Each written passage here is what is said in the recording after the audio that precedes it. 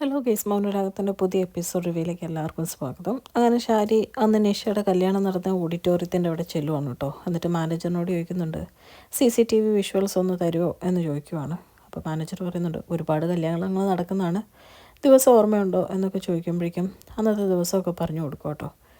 Visuals കാണിക്കുമ്പം Shari ചോദിക്കുന്നുണ്ട്, ഇതിൻ്റെ അകത്ത് പയ്യൻ്റെ മുഖം കാണത്തില്ലല്ലോ എന്ന് പറയുമ്പോഴേക്കും മാനേജർ പറയുന്നുണ്ട്, ഓ അപ്പോൾ ചെറുപ്പക്കാരനെ പറ്റിയാണോ അറിയണ്ടേ, നോക്കട്ടെ എന്ന് പറഞ്ഞ് വേറെ വീഡിയോ എടുത്ത് നോക്കി കാണിച്ചു കൊടുക്കുവാണ് കേട്ടോ. അപ്പോൾ അതിൻ്റെ അകത്ത് മനോഹറും നിഷയും കല്യാണം കഴിച്ച് നിൽക്കുന്ന ആ ഫുട്ടേജ് കാണുമ്പോഴേക്കും ഷാരി ആകെ തകർന്നു പോവുകയാണ്. ഇത് കാണുമ്പോഴത്തേക്കും ഷാരി ആകെ വിഷമിച്ച് കണ്ണൊക്കെ നിറയുക കേട്ടോ. ഇത് മാനേജർ ശ്രദ്ധിക്കുന്നുണ്ട്.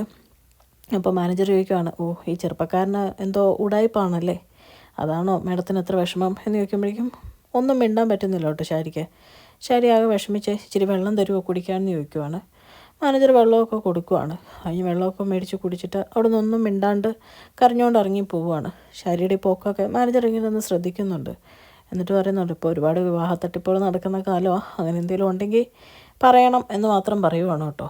അത് കഴിഞ്ഞ് കാണിക്കുന്ന കിരണിനെയും കല്യാണിനെയാണ്. അവർ കല്ലുമോനെയും കളിപ്പിച്ച് ഇങ്ങനെ ഇരിക്കുവാണ്.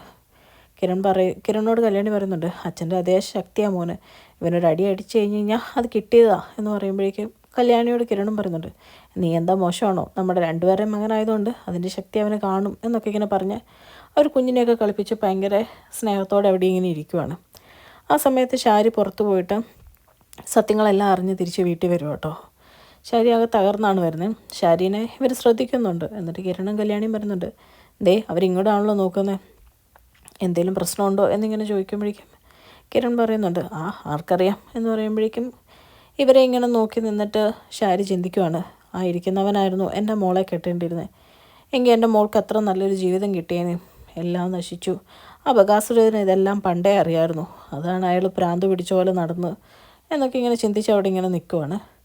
ഇത് കാണുമ്പോഴേക്കും കിരൺ കല്യാണിയോട് പറയുവാണ്, ഞാനൊന്ന് ഇറങ്ങിപ്പോയി നോക്കട്ടെ എന്താന്ന്. കിരൺ നേരെ ഇറങ്ങി ചെന്നിട്ട് ചോദിക്കുക, എന്താ ഇങ്ങോട്ട് നോക്കി വയ്ക്കുന്നതെന്ന് ചോദിക്കുമ്പോഴേക്കും ഒന്നും മിണ്ടാതെ ഷാരി ഒന്നുമില്ല എന്ന് പറഞ്ഞ് നേരെ കയറി പോകട്ടോ. അപ്പോഴേക്കും കല്യാണി പറയുന്നുണ്ട്, അവരുടെ മുഖത്ത് എന്തോ വിഷമമുണ്ടല്ലോ, എന്തായാലും അവർ ആ കാര്യം കഷ്ടമാണ് എന്നൊക്കെ പറയുമ്പോഴേക്കും കിരൺ പറയുന്നുണ്ട്, അങ്ങനത്തെ സിമ്പതിയൊന്നും അവരോട് വേണ്ട, അവരൊരു പാവപ്പെട്ട വീട്ടിലായിരുന്നു, എൻ്റെ അമ്മ ചെന്ന് കണ്ട് ബകാസുരന് വേണ്ടി ആലോചിച്ചതാണ്, അത് കഴിഞ്ഞ് ആ അമ്മയ്ക്കെതിരെ തന്നെ കൂട്ടുനിന്ന് ബകാസുരനും കൂട്ടുനിന്ന് ഇവരെന്തൊക്കെ ചെയ്തു എന്നുള്ളത് നിനക്കും അറിയാമല്ലോ, അപ്പോൾ പിന്നെ കൂടുതലൊന്നും അവരെ സപ്പോർട്ട് ചെയ്യാതിരിക്കുന്നതാണ് നല്ലത് എന്നൊക്കെ പറഞ്ഞ് വീണ്ടും അവർ കുഞ്ഞിനെ കളിപ്പിച്ചുകൊണ്ട് അവിടെ നിൽക്കുവാണ്. അതേ സമയത്ത് രാഹുൽ അവിടെ ഫോണൊക്കെ എടുത്തിങ്ങനെ നോക്കി നിൽക്കുവാണ്. അപ്പോഴേക്കും ഷാരി അകത്തോട്ട് വന്ന് രാഹുലിനെ ഇങ്ങനെ തുറച്ച് നോക്കുവാണ്.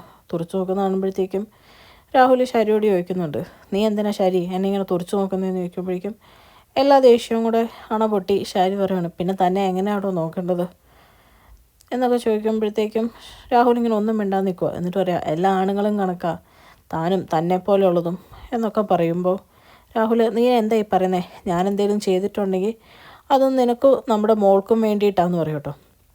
ഇത് കേൾക്കുമ്പോഴേക്കും ഷാരിക്ക് ദേഷ്യം വന്നിട്ട് രാഹുലിൻ്റെ ഷർട്ടിൻ്റെ കോളറെ കയറി പിടിക്കുക. എന്നിട്ട് പറയാം, താൻ എന്താടോ പറഞ്ഞേ, ചെയ്തേക്കുന്നത് നമ്മുടെ മോളുടെ നന്മയ്ക്ക് വേണ്ടിയിട്ടാണോ, മോൾക്ക് എന്നിട്ട് എന്ത് നന്മയാടോ ഉണ്ടായത് എന്ന് ചോദിച്ച് ഭയങ്കരമായിട്ട് പൊട്ടിത്തെറിക്കുക കേട്ടോ. ഈ ഒച്ച കേട്ടുകൊണ്ട് സരയും മോളിൽ നിന്ന് ഓടി വരുവാണ്. എന്നിട്ട് ഇതെന്താ ഭ്രാന്താലയമാണോ, 24 മണിക്കൂർ രണ്ടുപേരും തമ്മിൽ അടിയാ, ഒരു സ്വസ്ഥതയില്ലല്ലോ ഈ വീട്ടിൽ എന്നൊക്കെ പറയുവാണ് കേട്ടോ. എന്നിട്ട് പറയാം, അമ്മ കോളറേന്ന് വീട് അച്ഛൻ്റെ എന്ന് പറയുമ്പോഴത്തേക്കും ഷാരി കോളറേന്ന് അങ്ങ് വിടുവാണ്.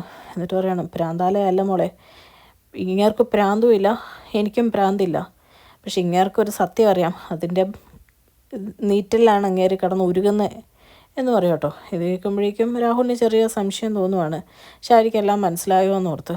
അപ്പോഴേക്കും സരയെ പറയാണ്, എൻ്റെ ഒരു ജീവിതം എന്തൊരു ഗതികേടാണ് ഇത്, പൊതുവെ ചെറുക്കൻ്റെ വീട്ടിൽ പോയി കഴിഞ്ഞാലാണ് ഇങ്ങനെ പ്രശ്നം, ഇത് സ്വന്തം വീട്ടിൽ തന്നെ പ്രശ്നമാണ്, ആകെ ഒരു ആശ്വാസം മനുവേണ്ണ, ഞാൻ എത്രയും പെട്ടെന്ന് മനുവേണ്ട കൂടെ ഇവിടുന്ന് അമേരിക്കയ്ക്ക് പോവുക എന്ന് പറയും കേട്ടോ. ഇത് കേൾക്കുമ്പോഴേക്കും രാഹുൽ പൂച്ചിച്ചിട്ട് പറയുകയാണ്, നടക്കാത്ത കാര്യങ്ങളാണ് നീ സ്വപ്നം കാണുന്നത് എന്ന് പറയുവാണ്. അപ്പോഴേക്കും സരയുവിന് ദേഷ്യം വരുവാണ്.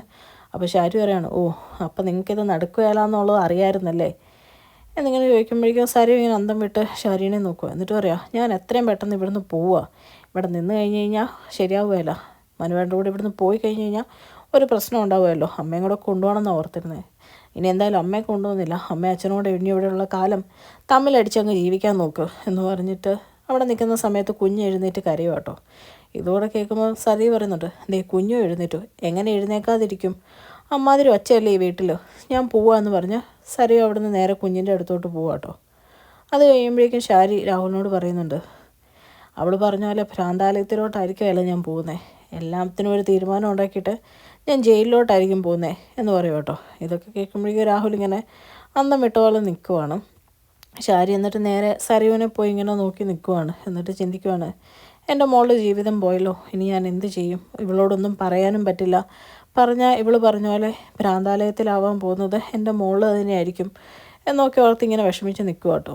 ഇത് കാണുമ്പോഴേക്കും സരി ചോദിക്കും, ഇനി ഇവിടെ വന്നാണ് അടുത്ത വഴക്കുണ്ടാക്കാൻ ഉദ്ദേശിച്ചിരിക്കുന്നത് എന്ന് ചോദിക്കുമ്പോൾ ഷാരി പറയും, അല്ല മോളെ, അങ്ങനെയൊന്നുമില്ല എന്ന് പറയുമ്പോഴേക്കും വീണ്ടും സരിയു മനുവേട്ടനോടൊപ്പം മാത്രമേ ഇച്ചിരി ആശ്വാസമുള്ളൂ എന്ന് പറഞ്ഞാൽ മനുവിനെ പറ്റി ഓരോന്ന് പറയും കേട്ടോ. ഇതൊക്കെ കേൾക്കുമ്പോൾ ഷാരിക്ക് ദേഷ്യം വന്നിട്ട് പറയണം, നീ അവനെപ്പറ്റി കൂടുതലൊന്നും പറയണ്ട, അവൻ്റെ കല്യാണം കഴിഞ്ഞ് അവൻ്റെ അച്ഛനും അമ്മയും അന്ന് കണ്ടതാ, പിന്നെ കണ്ടിട്ടും ഇല്ല, നിങ്ങളങ്ങോട്ട് പോയിട്ടും ഇല്ല എന്ന് പറയുമ്പോഴേക്കും സരി പറയണം, ഇപ്പം അതാണോ പ്രശ്നം, ഞാൻ വേണേൽ അവിടെ പോയി നിന്നോളാം, ഇവിടത്തേക്കാളും സ്വസ്ഥതയുണ്ട്, അല്ലെങ്കിലും ഇവിടെ നിന്നൊരു കാര്യമുണ്ടെന്നൊന്നും എനിക്ക് തോന്നുന്നില്ല, ലോക്കറിലിരിക്കുന്ന സ്വർണ്ണമൊക്കെ എടുത്ത് വിറ്റ് ഞങ്ങൾ നാട് വിടാൻ പോവുക എന്ന് പറയും കേട്ടോ. ഈ സമയത്ത് ഷാരി ഞെട്ടലോടെ പറയാണ്, ലോക്കറിലിരിക്കുന്ന സ്വർണ്ണമോ, അതൊന്നും എടുത്ത് വിറ്റേക്കല്ലേ മോളെ, നീ അബദ്ധമൊന്നും കാണിക്കരുത് എന്ന് പറയുവാണ്.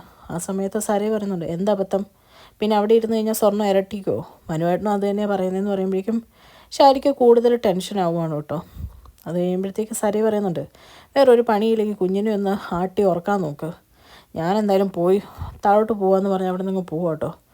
അത് കഴിഞ്ഞ് ഷാരി ആ കുഞ്ഞിനെ ഇങ്ങനെ നോക്കിയിരുന്നിട്ട് ചിന്തിക്കുവാണ്, ബഗാസുരൻ ഇത് നേരത്തെ അറിയായിരുന്നു, അതായിരിക്കും അയാൾ ഇത്രയും പ്രശ്നങ്ങൾ ഇവിടെ ഉണ്ടാക്കിക്കൊണ്ടിരുന്നത്, ഇങ്ങനെ എടുത്തുകൊണ്ട് കുഞ്ഞാന്ന് അറിഞ്ഞിരുന്നെങ്കിൽ ബഗാസുരനോട് കൂടി ഈ കുഞ്ഞുണ്ടാവാതെ എന്തെങ്കിലും ചെയ്യാമായിരുന്നു എന്നൊക്കെ ഷാരി ഇങ്ങനെ ഓർത്ത് വിഷമിക്കുവാണ് കേട്ടോ.